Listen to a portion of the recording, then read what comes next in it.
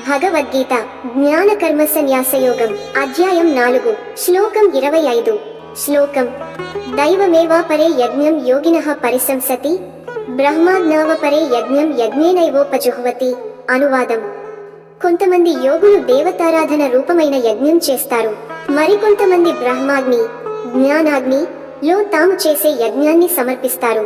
వివరణ: ఇక్కడ కృష్ణుడు వివిధ రకాల యజ్ఞాలను వివరిస్తున్నారు. కొందరు భక్తులు దేవతా పూజను అత్యున్నత యజ్ఞంగా భావించి సమర్పణ చేస్తారు, మరికొందరు జ్ఞానం సాధన చేస్తూ బ్రహ్మాన్ని పరమసత్యంగా భావించి తమ శ్రద్ధ కర్మలను జ్ఞానాగ్నిలోనే సమర్పిస్తారు.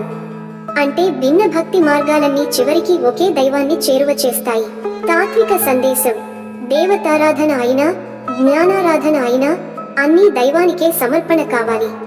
మన ఆచరణలు ఏవైనా వాటి వెనుక ఉన్న భావమే ముఖ్యమైంది. పూజ, జ్ఞానం, సేవ ఇవన్నీ దైవంలో లీనమయ్యే మార్గాలే. ఉదాహరణ: ఒక విద్యార్థి తన చదువును 2 విధాలుగా చేయవచ్చు. కేవలం పరీక్షలో మార్కుల కోసమే చదవడం, లేదా తన జ్ఞానాన్ని సమాజానికి ఉపయోగపడే విధంగా దేవునికి అర్పణగా భావించడం.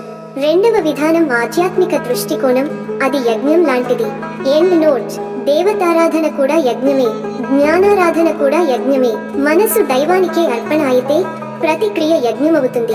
ఓం శాంతి శాంతి శాంతి. లైక్ చేయండి. ఈ తాత్విక సందేశాన్ని మీ మిత్రులతో షేర్ చేసుకోండి. తదుపరి శ్లోకానికి ఛానల్ సబ్స్క్రైబ్ చేయండి. ధన్యవాదములు. జై శ్రీ కృష్ణ.